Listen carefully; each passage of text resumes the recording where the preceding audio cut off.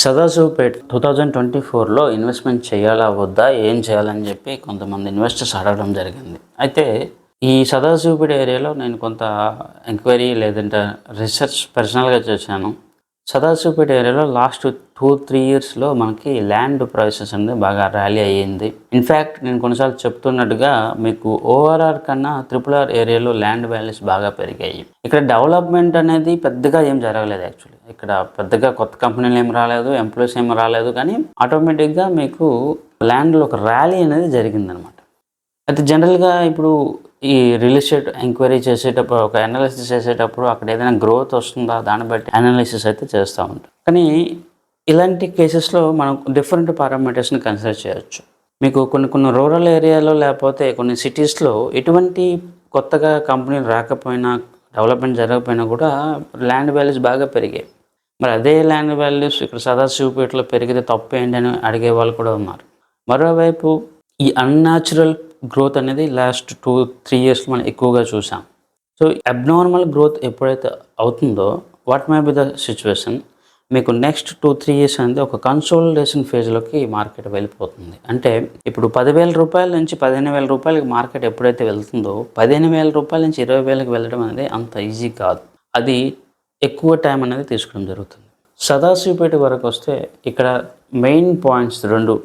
ఒకటి, ముంబై హైవేకి దగ్గరగా ఉండడం, కొత్తగా RRR టోల్ గేట్స్ అటువైపు పెద్దాపూర్, ఇటువైపు మొమన్పేట దగ్గర ఉన్న నవాబ్పేట ఆ ఏరియా, ఇవన్నీ దీనికి దగ్గరగా ఉండడం వల్ల ఒక రకమైన ట్రాఫిక్ అనేది ఎస్టిమేషన్ చేయడం జరుగుతూ ఉంటుంది.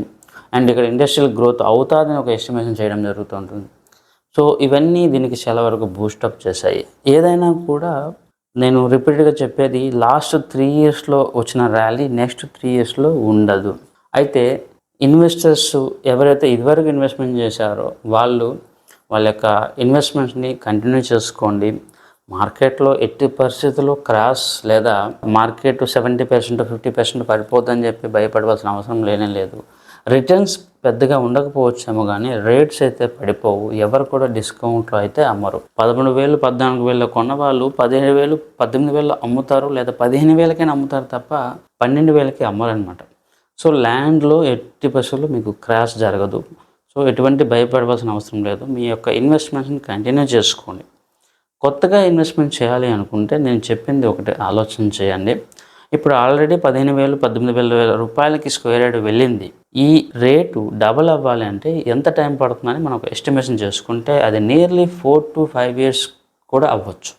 అలా కాదు, మనకి మంచి రేట్ మంచిగా కావాలంటే ఏదైనా offer deal, best deal market rate కన్నా మీకు తక్కువగా కొనగలే అవకాశం వస్తే అక్కడ ఇన్వెస్ట్మెంట్ చేసుకుంటే ఆటోమేటిక్గా అది మార్కెట్తో మీకు ఈక్వల్ అయిపోతుంది. ఇప్పుడు నేను చెప్పినట్టుగా మార్కెట్లో ఈరోజు 15,000 రూపాయలకి మీకు డిటిసిపి ల్యాండ్స్ అవైలబుల్గా ఉన్నాయి.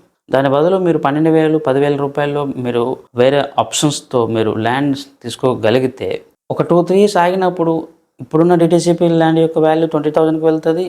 మనం వేరే ఆప్షన్ కింద తీసుకున్న ఆ 10,000 రూపీస్ అండ్ అదర్ ప్రైసెస్లో ఉన్న ల్యాండ్ వాల్యూ కూడా 20,000 రూపీస్ పర్ స్క్వేర్ యార్డ్కి నెక్స్ట్ 2-3 ఇయర్స్లోనే వెళ్ళిపోతుంది అన్నమాట. అంటే నార్మల్ మార్కెట్లో మీకు డబుల్ అవ్వాలంటే 4-5 ఇయర్స్ వరకు వెయిట్ చేయాలి. బెస్ట్ డీల్లో మనం బై చేసి ఇన్వెస్ట్మెంట్ చేయడం వల్ల 3 ఇయర్స్లోనే మీ అమౌంట్ అనేది డబుల్ అవుతుంది. అది మీరు ఎక్కడ ఇన్వెస్ట్మెంట్ చేయాలో, ఎలా ఇన్వెస్ట్మెంట్ చేయాలి మీ చాయిస్. నేనైతే మార్కెట్ రేట్లో ఇన్వెస్ట్మెంట్ చేయడం అనేది రాంగ్ అని నేను చెప్తాను. ఎందుకంటే ఇప్పుడున్న ప్రైస్ మీద మీకు గ్రోత్ రేట్ అనేది 5-10% మాత్రమే ఉంటుంది. ఈవెన్ 5% లోపే ఉంటుంది తప్ప ఎక్కువగా ఉండదు నెక్స్ట్ 2 ఇయర్స్. సో ఈ కన్సోలిడేషన్ అయితే డ్యామ్ షూర్ మార్కెట్లో ఉంది. ఇదే విషయాన్ని నేను లాస్ట్ 2-3 ఇయర్స్ నుంచి చెప్తా ఉన్నాను. మార్కెట్లో డిఫరెంట్ ఫ్యాక్టర్స్ బేస్డ్గా మనకు ర్యాలీ అనేది వస్తుంది. Cash flow, public interest and other things బేస్డ్గా అనమాట. అందరూ కలిపి ఇన్వెస్ట్మెంట్ చేస్తూ ఉంటే అక్కడ ఎటువంటి డెవలప్మెంట్ లేకపోయినా కూడా రేట్లు పెరిగిపోతాయి. సో ఇవన్నీ అర్థం చేసుకుని మనం డెసిషన్ తీసుకోవాలి. ఇప్పుడున్న స్టేజ్లో నేను ఇదైతే చెప్పగలను. ఎవరికైతే అవగాహన పెద్దగా లేదో నేను చెప్పే పాయింట్ ఏంటంటే, సదాశివపేటకి ఇప్పటికిప్పుడే మీకు పెద్ద కంపెనీలు ఏవీ రాలేదు. రావాలంటే ఇంకొక 2 ఇయర్స్ పైనే పడుతుంది. ఇక్కడ చాలా కొద్ది కంపెనీలు మాత్రమే ఉన్నాయి. కేవలం బొంబాయి హైవే, RRR అనే 2 కాన్సెప్ట్స్ మీదనే ఇక్కడ ల్యాండ్ వాల్యూలో ర్యాలీ అయితే వచ్చింది.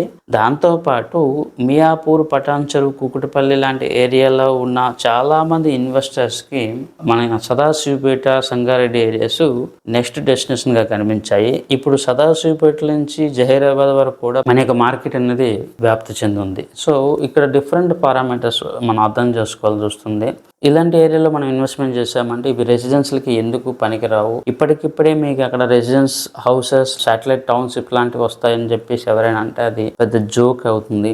నా ఎస్టిమేషన్ ప్రకారం అక్కడ మీకు టౌన్షిప్ లాంటివి రావాలి అంటే మినిమం 5 years నుంచి స్టార్ట్ అయితే 10 yearsలో అది ఒక మంచి లెవెల్కి వస్తుంది. ఒక 15 years వరకు మనం వెయిట్ చేస్తేనే అక్కడ మరొక నగరాన్ని మనం చూడగలం అనమాట. ఇది కేవలం ఇన్వెస్ట్మెంట్ పర్పస్ బేస్డ్గా ఇన్వెస్ట్మెంట్ చేయాలి తప్ప రెసిడెన్షియల్ అనే కాన్సెప్ట్స్ను మీరు మర్చిపోవాలి. ఇప్పట్లో అక్కడ హౌసింగ్ కన్స్ట్రక్షన్ అనేది అంత ఈజీ ప్రాసెస్ కాదు.